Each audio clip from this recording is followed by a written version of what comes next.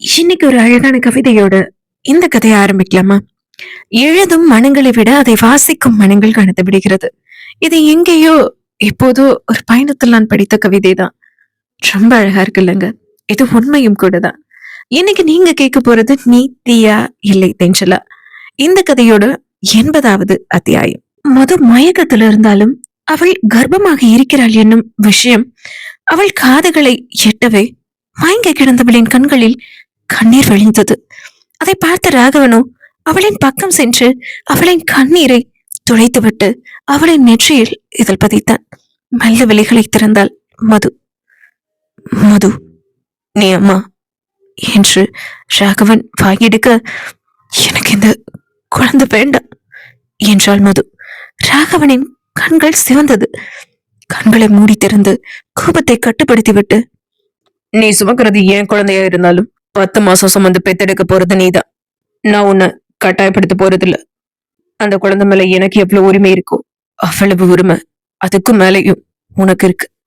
அதனால இந்த குழந்தைய பெத்துக்கிறதும் கலைக்கிறதும் உன் இஷ்டம் என்று சொன்ன ராகவன், அதுக்கு முன்னாடி ஒரே ஒரு முறை என் குழந்தைக்கு நான் முத்தம் கொடுத்துக்கவா என்ற ராகவன் அவளின் மாறாப்பை விளக்கி அவனது உயர்நீரில் உருவாகி இருக்கும் கருவிற்கு முத்தம் ஒன்றை கொடுத்துவிட்டு விறுவிறுவென்று வெளியே சென்று விட்டான். எத்தனை பேரை கொன்றவனாக இருந்தாலும், உயிர் பயம் இல்லாதவனாக இருந்தாலும், தன் பிள்ளை வேண்டாம் என்று மது சொல்லும் போது தன் பிள்ளையை கொல்ல அவள் தயாராகிவிட்ட பிறகு ராகவனுக்கு வலிக்கத்தான் செய்தது.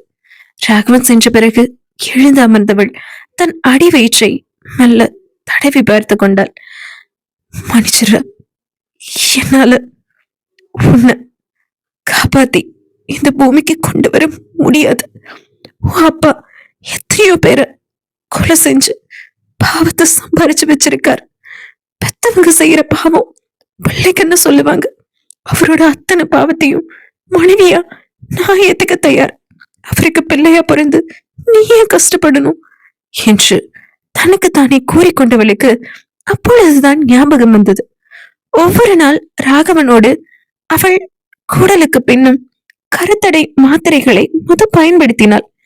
அப்படி இருந்தும் எப்படி இந்த கர்ப்பம் சாத்தியம் என்று யோசித்த மது உடனே தன் அலைபேசியை எடுத்து ருத்ராவிற்கு அழைத்தாள்.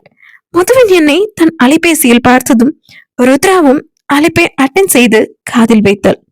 சொல்லுங்க மேடம் என்றாள் ருத்ரா. கருத்தடை மாத்திரை பயன்படுத்திய பின்பு எப்படி இந்த கர்ப்பம் சாத்தியம் ருத்ரா என்றாள் மது. அதை கேட்ட ருத்ரா, மேடம் சொல்றேன்னு தப்பா நினைச்சுக்காதீங்க. மனுஷங்க நாம என்ன வேணா முயற்சி பண்ணலாம், ஒரு குழந்தை உருவாக்காம இருக்க. அதே மாதிரிதான் நீங்க குழந்தை உருவாக கூடாதுன்னு கருத்தடை மாத்திரைகளை பயன்படுத்தினீங்க. ஆனா நீங்க கர்ப்பமா இருக்கீங்க. நிச்சயம் அதுக்கு ஏதாவது ஒரு காரணம் இருக்கும். இந்த உலகத்துல கடவுள்னு ஒருத்தர் இருக்காருல்ல மேடம். எது நடக்கணுமோ அததானே அவரை நடத்தி வைப்பாரு. உங்க வயிற்றுல வளர கரு ரொம்ப உறுதியானது. நீங்க உபயோகப்படுத்தின அத்தனை கருத்தர மாத்திரைகளோடும் போராடி உருவாகி இருக்கு என்றாள் ருத்ரா. இதை கேட்ட மதுவிற்கோ மனம் பிசைந்தது. சரி ருத்ரா, ஐ கால் யூ பேக் என்ற மது அலைபேசியை வைத்தவள் அறையை விட்டு வெளியே சென்றாள். மாடியில் நின்று கொண்டு கீழே பார்த்தாள். வாசு, சஞ்சய் இருவரும் அமர்ந்து பேசிக் கொண்டிருந்தனர் வரவேற்பறையில். ராகவன் மட்டும் அங்கு இல்லை. கண்களை மூடி ஆழ மூச்செடுத்த மது வரவேற்பறைக்கு சென்றார். படிகளில் இறங்கி வரும் மதுவை பார்த்த வாசுவும், தங்கச்சியம்மா அங்கே இல்ல என்று கூறினான். என்னாச்சு என்றாள் மது. இந்த மாதிரி சமயத்துல படிகள்ல இறங்கவோ ஏறவோ கூடாதுமா, நீ லெஃப்ட்ல வா என்று வாசு சொன்னதும் சரி என்று தலையசைத்த மது லெஃப்டில் வரவேற்பறை வரை சென்றாள். வாசுவின் பக்கம் சென்று சூப்பாவில் அமர்ந்தாள் மது. தங்கச்சிமா ரெஸ்ட் எடுக்க வேண்டியது தானே என்றான் வாசு. எனக்கு முக்கியமான ஒரு விஷயம் தெரிஞ்சுக்கணும்னா என்றாள் மது. என்ன விஷயமா என்றான் வாசு. உங்க நண்பன் செஞ்ச கொலைகளை பத்தி தெரிஞ்சுக்கணும். இனி செய்ய போற கொலைகளை பத்தியும் தெரிஞ்சுக்கணும் என்றாள் மது. இந்த ஒரு சந்தோஷமான தருணத்துல எப்போ எதுக்குமா அது என்றான் வாசு. தெரிஞ்சுக்கணும்னா ஒரு கொலைகாரனோட பிள்ளைய வயிற்றுல சுமந்துட்டு இருக்கேன்ல, தெரிஞ்சுக்கணும்னா என்றாள் மது அழுகையோடு. அவள் ராகவனை கொலைகாரன் என்று சொன்னதை வாசுவால் பொறுத்து கொள்ள முடியவில்லை. மது சொன்னதை கேட்ட சஞ்சய்க்கும் ஒரு மாதிரி ஆகிவிட்டது. அண்ணி, நீங்க நினைக்கிற போல அண்ணன் இல்ல என்றான் சஞ்சய். உங்க அண்ணன் இதுவரை 15 பேரை துடிக்க துடிக்க கொன்னு இருக்காரு. நான் சொல்றதுல எதுவும் பொய் இல்லையே என்றாள் சஞ்சயிடம் மது. அண்ணி, அண்ணி சொல்றது, நீங்க சொல்றது உண்மைதான். ஆனா என்று சஞ்சய் ஏதோ சொல்ல வர, என்ன சஞ்சய் ஆனா உங்க அண்ணன் பண்ண கொலைகளுக்கு நியாயம் சொல்ல போறியா என்று மது கேட்க, அதற்கு மேல் வாசுவிற்கு பொறுமை இல்லை. போது நிறுத்துமா என்றான் வாசு கோபத்தோடு. நீ சொல்ற மாதிரி ராகவன் என் நண்பன் கொலையெல்லாம் ஒன்னும் பண்ணல, வதம் பண்ணி இருக்கா. அத பத்தி தெரிஞ்சுக்கணும்னா என்னோட பா என்று மதுவை 2வது தளத்திற்கு அழைத்து சென்ற வாசு ஒரு பூட்டப்பட்ட கதவை தன் கைரேகை கொண்டு திறந்தான். கதவை திறந்ததும் முதலில் வாசுவும் சஞ்சயும் உள்ளே நுழைந்தார்கள். அதன் பிறகு தயக்கத்தோடு மதுவும் அந்த அறையினுள் நுழைந்தாள். அந்த அறை முழுக்க சின்ன சின்ன காகிதங்களாக, துண்டு சீட்டுகளாக ஒட்டப்பட்டு இருந்தது. பெரிய திரை ஒன்றும் இருந்தது. அதை ஆன் செய்தான் வாசு. அதில் ஆதித்யன் உட்பட ஒரு 17 பேரின் முகம் வந்தது. மதுவை பார்த்த வாசு, நீ ராகவன் கொன்னுட்டதா சொன்ன 15 பேர் இல்ல, 17 பேர் இவங்கதான். இவங்களெல்லாம் ராகவன் எதுக்காக கொலை பண்ணான்னு தெரியுமா உனக்கு? ஒவ்வொரு கொலைக்கு பின்னாடியும் ஒரு நியாயம் இருக்கு, பலருக்கு நடந்த கொடுமைக்கான தீர்ப்பு இருக்கு என்று வாசு சொல்ல மதுவின் புருவம் சுருங்கியது. இந்த 17 பேர்ல முதல்ல இருக்க 4 பேரையும் ராகவன் ஏன் கொன்னான்னு தெரியுமா? இந்தா கடைசியா இருக்கான இவன் இவன் இவன் தம்பியோட காதலுக்கு நம்ம கம்பெனில வேலை செய்யற ஒரு பொண்ணு சம்மதிக்கலன்னு அந்த பொண்ணு மேல ஆசிட் ஊத்தி அந்த பொண்ணோட வாழ்க்கையே கேள்விக்குறியாக்குனா. அடுத்து இருக்கானுங்களே இந்த 5 பேரும் நம்ம காலேஜ்ல வேலை பண்ண ஒரு பொண்ண கூட்டு பாலியல் பலாத்காரம் செஞ்சானுங்க. இப்படி இதுல தெரியற ஒவ்வொருத்தன் மேலையும் பல குற்றங்கள் இருக்கு. என் நண்பன் அவன் தொழிலுக்கு போட்டியா வந்தவனையோ ரோட்ல போற அப்பாவிங்களையோ கொல்லலமா, மனுஷ உருவத்துல மிருகமா வாழ்ந்துட்டு இருந்தவங்களைத்தான் கொன்னான். நீ கேக்கலாம், அவங்க செஞ்ச குற்றத்துக்கு தான் தண்டனை கொடுக்க சட்டம் இருக்கேன்னு. நம்ம நாட்டுல சட்டத்துக்கும் மனிதாபிமானம் இருக்குமா? சட்டத்துக்கும் கருணை இருக்குமா? இந்த 2ஐயும் பயன்படுத்தி அடுத்த கொஞ்ச நாள்லயே இவனுக்கெல்லாம் வெளியே வந்து இதே தப்ப திரும்ப வேற ஒரு பொண்ணுக்கு செய்வானுங்க. அதனாலதான் சட்டம் செய்ய வேண்டிய வேலைய என் நண்பன் கையில் எடுத்தான். இப்போ சொல்லுமா, என் நண்பன் கொலைகாரனா என்றான் வாசு. வாசு சொன்னதையெல்லாம் கேட்டு உறைந்து போய் நின்றிருந்த மது இல்லை என்பது போல் தலையாட்டினார். ராகவன் ரொம்ப நல்லவம்மா, அவனை புரிஞ்சுக்கோ என்று சொல்லிவிட்டு வாசு அங்கிருந்து வெளியேற சஞ்சயும் வாசுவோடு வெளியேறினார். டிடெக்டிவ் விஜய் என்ன நம்ம சொன்னாரு, ஆனா உண்மை வேறையா இருக்கே. இவனுங்களை எல்லாம் கொன்னது சரிதான், அவர் கொன்னது சரிதான், இவனுங்கெல்லாம் சாக வேண்டியவனுகதான் என்று நினைத்த மது அறையை விட்டு வெளியேறியவள் தன் கைபேசியை எடுத்து ராகவனுக்கு அழைத்தாள். ஆனால் ராகவன் மதுவின் அழைப்பை ஏற்கவில்லை. உடனே ராகவனின் தலைமை பாதுகாவலருக்கு அளித்தாள் மது. ராகவன் எங்கிருக்கிறான் என்பதை கேட்டு தெரிந்து கொண்டாள். தன் காரை எடுத்துக்கொண்டு ராகவனின் அலுவலகம் விரைந்தாள் மது. அவன் அறைக்குள் நுழைய போன மதுவை தடுத்தார் அந்த அறையின் முன் நின்றிருந்த பாதுகாவலர். நான் உங்க பாஸோட ஒய்ஃப் என்றாள் மது. அந்த காவலரிடம், தெரியுமா, பாஸ் தான் இப்போ யார் வந்தாலும் உள்ள அலோவ் பண்ணக்கூடாதுன்னு சொல்லி இருக்காரு என்று பாதுகாவலர் சொல்ல, ஓகே என்று சொன்ன மது வெளியே சென்று அலுவலகத்தின் வாசற்படியில் உட்கார்ந்து கொண்டாள். அவளின் இருபுறமும் வந்து நின்றார்கள் 2 பாதுகாவலர்கள். இப்ப எதுக்கு இங்க வந்து நிக்கிறீங்க என்றாள் மது. உங்க சேஃப்டிக்கு தான் மேம் என்றார் பாதுகாவலரில் ஒருவர். அவர்களை முறைத்த மது அமைதியாக அமர்ந்து கொண்டாள். கிட்டத்தட்ட 1 மணி நேரம் அப்படியே மது அமர்ந்திருந்தாள். மது வந்த விஷயமும் மது இப்படி வாசற்படியில் உட்கார்ந்திருக்கும் விஷயமும் ராகவன் காதிற்கு செல்லவே, அவனும் ஒன்றும் பேசாமல் அமைதியாக இருந்து விட்டான். மணி 10 ஆனது, 10:30 ஆனது, 12 ஆனது. இருந்த இடத்தை விட்டு நகர்வதாய் தெரியவில்லை மது. தன் நாற்காலியில் இருந்து எழுந்தவன் தன் முழுக்கை சட்டையை முட்டி வரை மடித்து விட்டுக் கொண்டே வாசலை நோக்கி வர, அங்கிருந்த பாதுகாவலர்களிடம் அங்கிருந்து செல்லுமாறு சைகை காட்டியவன் மதுவின் முன்னே மார்புக்கு குறுக்கே கைகளை கட்டியவாறு நின்றார். மது அவனை நிமிர்ந்து கூட பார்க்கவில்லை. இருபுறம் சலிப்பாக தலையை ஆட்டி உதடு குவித்து ஊதிய ராகவனோ, இப்போ உனக்கு என்னடி பிரச்சனை என்று கேட்டான். அவனை நிமிர்ந்து பார்த்த மதுவோ, நீங்க தான் பிரச்சனை என்றாள். நானா என்றான் ராகவன். அம்மா நீங்க தான் என்று எழுந்து நின்றவள் ராகவனை போலவே மார்பின் குறுக்கே கைகளை கட்டி அவனின் முன்னே நின்றாள். அவள் நிற்கும் தோரணையை பார்த்த ராகவனோ நெற்றியை நீவியவன், இப்ப எதுக்கு இங்க வந்த என்றான். உங்களை பார்க்கணும் போல இருந்துச்சு அதான் என்றாள் தலையை தாழ்த்தியபடியே. மது கம்மகன் என்றான் ராகவன். இப்போது விழி உயர்த்தி அவனை பார்த்தவள், உங்களை பார்க்கணும் போல இருந்துச்சு அதான் வந்த என்றாள் மது. ஓ அப்படியா என்றான் ராகவன். என்றாள் மது. பாரு என்று ராகவன் சொல்ல அவனை நிமிர்ந்து பார்த்தாள் மது. பார்த்தாச்சுல, கிளம்பு என்றான் ராகவன். அவனை பார்த்து கொண்டே 2 அடி நகர்ந்து சென்றாள் மது. ராகவனோ நின்ற இடத்தை விட்டு நகராமல் பாக்கெட்டில் கைவிட்டபடி நின்று கொண்டிருந்தான். அவனை தாண்டி சென்றவனின் கால்கள் அடுத்த அடி எடுத்து வைக்க மறுத்தது. அப்புறம் என்ன, ஓடி சென்று அவனை பின்னிருந்து அணைத்துக் கொண்டாள் மது. மது ராகவனை அணைத்த அந்த நொடி கண்களை மூடி ஆழ்ந்த மூச்செடுத்த ராகவன் அவளின் கைகளை அவனிலிருந்து எடுத்தான். முன்னே அவளை இழுத்தான். என்னால முடியலடி, நீ பிரெக்னன்ட், நமக்கு குழந்தை வரப்போகுதுன்னு தெரிஞ்சதும் எவ்வளவு சந்தோஷப்பட்டேன் தெரியுமா? குழந்தை வேண்டான்னு சொல்லி அத்தனை சந்தோஷத்தையும் ஒரே நிமிஷத்துல பறிச்சுக்கிட்ட.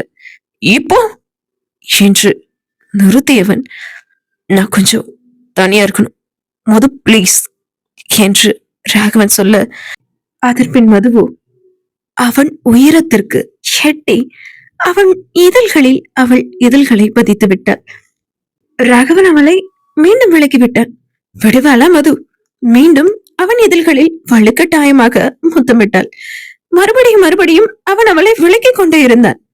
பைத்தியமாடி உனக்கு என்று ராகவன் சொல்ல, ஆமா பைத்தியம்தான் உங்க மேல என்று மது அவனின் வலக்கையை எடுத்து அவளின் வயிற்றின் மேல் வைத்தவள், இது நம்ம குழந்தை, பெத்துக்கலாம், பெத்து கொடுக்கிற என்று மது சொல்ல, ராகவனின் முகத்தில் இப்பொழுது அதிர்ச்சி. என்ன அப்படி பாக்குறீங்க? உண்மையதான் சொல்றேன் என்று மது சொல்ல, பேச்சு மாற மாட்டியே என்று ராகவன் கேட்க, என்றாள் Madhu. Thank you, thank you so much டி என்ற ராகவன் அவள் முகமெங்கும் முத்தமிட, இது ஆபீஸ் என்றாள் மது. இதுக்கு முன்னாடியும் இது ஆபீஸா தான் இருந்தது மேடம் என்று ராகவன் சொல்ல, வெக்கத்தில் கண்ணுங்கள் சிவக்க அவனின் மார்பில் முகம் புதைத்து அவனை கட்டி கொண்டாள் பெண்ணவள். இப்போ ஒரு கவிதை தோணுது, சொல்லட்டுமா என்றான் ராகவன். என்றாள் பெண்ணவள். என் இத்தனை கால ஏக்கத்தை தீர்க்க வந்து தேவதை நீ என்று ராகவன் சொல்ல, மதுவின் விழிகள் கலங்கிவிட்டது. கலங்கிய கண்களோடு அவனை பார்த்தாள் மது. என்னடி என்றான் அவன். ஒண்ணுலங்க என்றாள் அவள். அவளின் கலங்கிய விழிகள் காட்டியது அவனின் ஏக்கம் எது என்னவென்று அவள் புரிந்து கொண்டதே. உடலில்லாத காதல் கசந்து போகும் அல்லவா? ஒவ்வொரு முறை சண்டை போடும் போதும் அவனை விட்டு அவளோ, அவளை விட்டு அவனோ தூரம் இருப்பது போன்றுதான் தோன்றும். அந்த தூரம்தான் ஒருவரை ஒருவர் இன்னும் இன்னும் நினைக்க வைக்கும், நேசிக்க வைக்கும். பிரிதலில்தான் தன் காதலியோ காதலனோ கணவனோ மனைவியோ அவர்களை எவ்வளவு பிடிக்கும் என்பதை மனம் உணர்ந்து திருந்தும். காதலர்கள் பிரிந்தும் கூட காதல் மட்டும் ஏனோ அவர்களை விட்டு பிரிவதே இல்லை. அந்த பிரியாத பிரியும்தான் ராகவனையும் மதுவையும் மீண்டும் சேர்த்து வைத்திருக்கிறது. அடுத்த நாள் காலை அரண்மனையே விழா கோலம் கண்டிருந்தது. பார்த்திபனோ வீட்டில் என்ன நடக்கிறது என்று தெரியாமல் முத்துவிடம் கேட்டான். சீதாவிற்கு மாப்பிள்ளை வீடு வரப்போவதாக முத்து சொல்ல உச்சக்கட்ட கோபம் கொண்டான் பார்த்திபன். நடு வரவேற்பறையில் இருந்து, இங்க என்ன நடக்குது? இந்த வீட்டுல என் பொண்ணோட கல்யாணத்தை யார கேட்டு ஏற்பாடு பண்ண நீங்க என்று பார்த்திபன் கத்த, பார்த்திபனின் சத்தம் கேட்டு சஞ்சய் ஓடி வர அவனை பார்த்த பார்த்திபனும், வாடா வா, நான் பெத்த மகனே, உனக்கு ஆத்தா தானே செத்து போயிட்டா, அப்ப சாகலையே, உங்க அண்ணன் மாதிரி நீயும் சீதாவும் அனாதைகளாடா என்று பார்த்திபன் கத்த, அப்பா என்ன பேசிட்டு இருக்கங்கன்னு தெரிஞ்சுதான் பேசுறீங்களா என்றான் சஞ்சய். எல்லாம் தெரிஞ்சுதாண்டா பேசுறேன். யார கேட்ட அந்த ராகவன் என் பொண்ணுக்கு கல்யாணம் ஏற்பாடு செய்யறான் என்று பார்த்திபன் கேட்க, அப்பொழுதுதான் மதுவோடு படிகளில் இருந்து இறங்கி வந்து கொண்டிருந்தான் ராகவன். ராகவனை பார்த்ததும் வாயை கப்பென்று மூடிக்கொண்டான் பார்த்திபன். அப்பா, அண்ணன் வராரு, வாய மூடிக்கிட்டு பேசாம இருங்க என்று சஞ்சய் சொல்ல, நான் ஏன்டா அமைதியா இருக்கணும்? அப்படித்தாண்டா பேசுவேன்.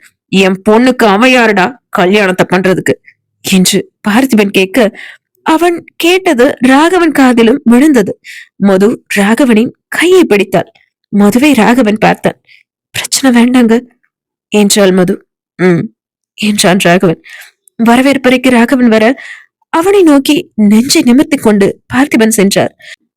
அவர் பக்கத்தில் வந்ததும் ராகவன் நின்றான். மதுவிற்கோ பதட்டம். ராகவனுக்கும் பார்த்திபனுக்கும் சண்டை வந்து விடுமோ என்று நினைத்து பயந்து கொண்டிருந்தாள் மது.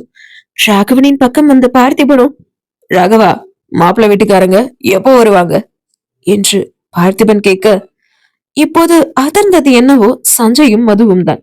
ராகவன் முகத்தில் எந்த அதிர்ச்சியும் இல்லாமல், வர்ற நேரம்தான் என்றபடியே வரவேற்பறையில் இருந்த சோபாவில் ராகவன் அமர, சஞ்சய் பக்கத்தில் வந்த மதுவோ, என்ன கொழுந்தனாரே நடக்குது இங்க என்று கேட்க, சத்தியமா எனக்கு தெரியல அண்ணி. அப்பா இப்படி மாறுவார்னு நான் நினைச்சு கூட பாக்கல அண்ணி.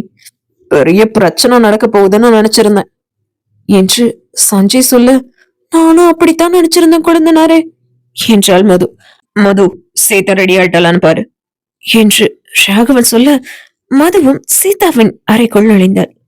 சீதா என்று மது அழைக்க, வாங்க நீ என்றாள் சீதா. இன்னும் ரெடி ஆகலையாமா என்று மது கேட்க, ரெடியாகணும் அண்ணி என்றாள் சோகம் தோய்ந்த குரலில் சீதா. அவளின் குரலில் உள்ள சோகத்தை உணர்ந்த மதுவோ, என்னாச்சு சீதா, ஏதோ பிரச்சனையா என்றாள்.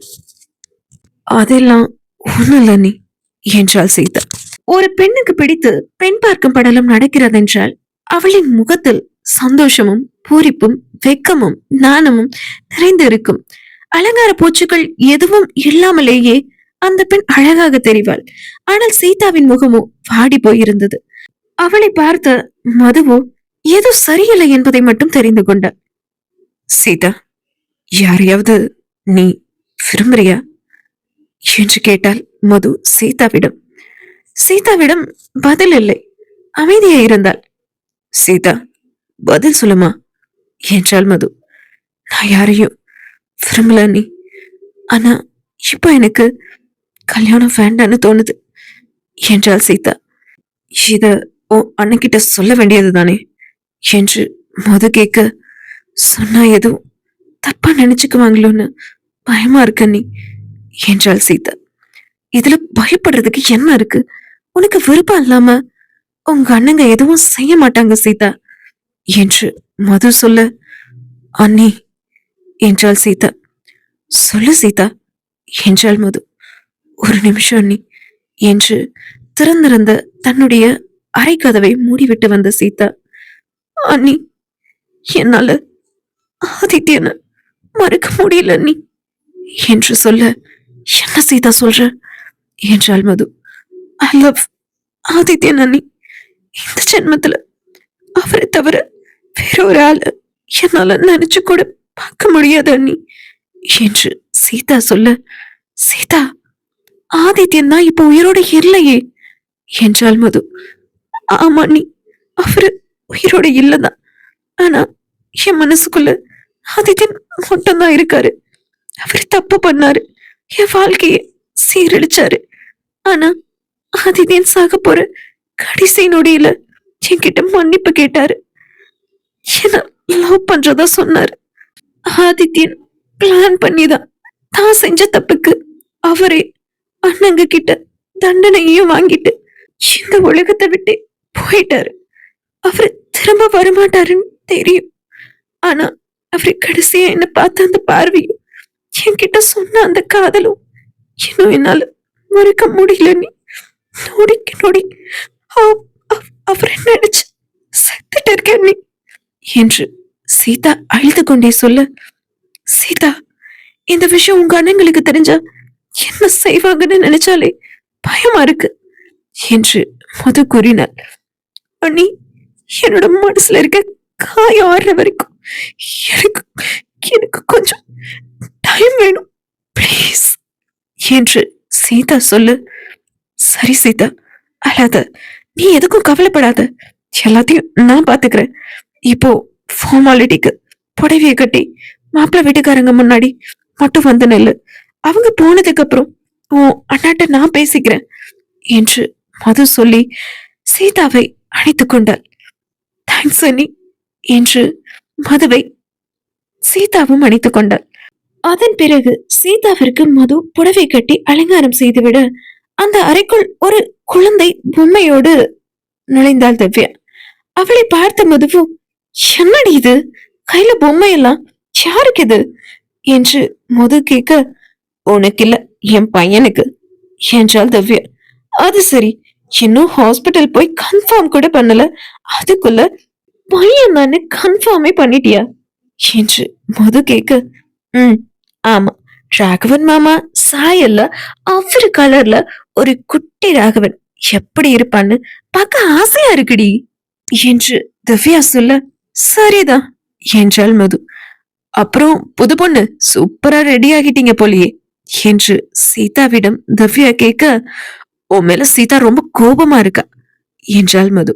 ஏண்டி, நான் என்ன பண்ணன என்று திவ்யா கேட்க, நாத்தனாரா பொறுப்பா காலையில நேரமே வந்து என் கூட நின்னு சீதாவ நீதான் ரெடி பண்ணிருக்கணும், வரலல்ல, அதான் சீதா கோபமா இருக்கா என்று மது சொல்ல, சீதா சாரி சாரி, வேணும்னா இன்னொரு முறை தலையெல்லாம் அவிழ்த்து சீவி அலங்காரம் செஞ்சு விடவா என்று திவ்யா கேட்க, இல்ல இல்ல அண்ணி, அண்ணி சும்மா சொல்றாங்க, நான் உங்க மேல கோவம் எல்லாம் படல என்றாள் சீதா.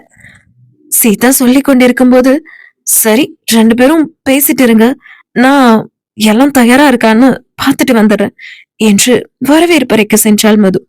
அங்கு வாசு, சஞ்சய், பார்த்திபன், லதா, மாயாவென்று அனைவரும் அமர்ந்திருக்க மாப்பிள்ளை வீட்டாரும் வந்துவிட்டனர். ராகவனோடு மது தம்பதியாய் நின்று அனைவரையும் வரவேற்றாள். மாப்பிள்ளை வீட்டாரும் வந்து வரவேற்பறையில் அமர்ந்தனர். மாப்பிள்ளை பெயர் கௌஷிக், சொந்தமாக IT நிறுவனம் ஒன்றை வைத்திருக்கிறார். பார்க்கவும் அழகாக இருந்தான் மாப்பிள்ளை. மாப்பிள்ளை வீட்டாருடன் ராகவன் பேசிக் கொண்டிருக்க, மாப்பிள்ளை வீட்டாரோடு வந்த ஒரு வயதான பெண்மணியோ, இப்படியே எல்லாரும் பேசிட்டு இருந்தா எப்படி, மாப்பிள்ளை பொண்ண பார்க்க வேண்டாமா என்று கேட்க, ராகவன் மதுவை பார்த்தான். மதுவும் சீதாவின் அறைக்கு சென்று சீதாவை அழைத்து வந்தாள். சீதாவும் அங்கிருந்த அனைவருக்கும் காஃபியை கொடுக்க, அடடா, பொண்ணு அப்படியே மகாலட்சுமி மாதிரி இருக்கா என்றாள் அந்த வயதான பெண்மணி. மாப்பிள்ளையின் அம்மாவோ, கௌஷிக், உனக்கு பொண்ணு பிடிச்சிருக்காப்பா என்று கேட்க, பிடிச்சிருக்குமா என்றான் கௌஷிக். அப்புறம் என்ன, அடுத்த முகூர்த்தத்திலேயே கல்யாணத்தை வச்சுப்போம் என்று பார்த்திபன் சொல்ல, என்னங்க என்றாள் மது. ராகவனும் மதுவை பார்த்தான்.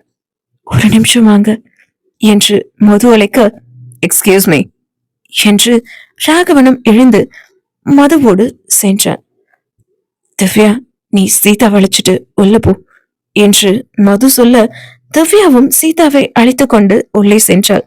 ராகவனோடு மது அங்கிருந்த அறைக்குள் நுழைந்து கதவை தாளிட, அடி பாவி, பகல்லேவா, வெளியே எல்லாரும் இருக்காங்கடி என்றான் ராகவன். எப்ப பார்த்தாலும் அதே நினைப்புதானா, சீதாவோட கல்யாணத்தை பத்தி பேசணுங்க என்றாள் மது. என்ன பேசணும் என்றான் ராகவன். கல்யாணத்தை ஒரு 3 மாசம் தள்ளி போடலாமே என்றாள் மது. ஏன், என்னாச்சு என்றான் ராகவன் கோபத்தோடு. இனி என்னவெல்லாம் நடக்கப் போகிறது, நீதியா இல்லை தென்றலா, இந்த கதையில் என்பதை நாம் அடுத்த அத்தியாயத்தில் பார்க்கலாம். மக்களே, மறக்காம இந்த கதை படிச்சிருந்தா லைக் பண்ணிட்டு கதை எப்படி இருக்குன்னு கமெண்ட்ல சொல்லுங்க. அப்படியே இது மாதிரி நிறைய கதைகள் கேட்க நம்மோட சேனலை சப்ஸ்கிரைபும் பண்ணி வச்சுக்கோங்க. அடுத்த கதையில் சந்திப்போம். பாய் பாய். See you. டாடா.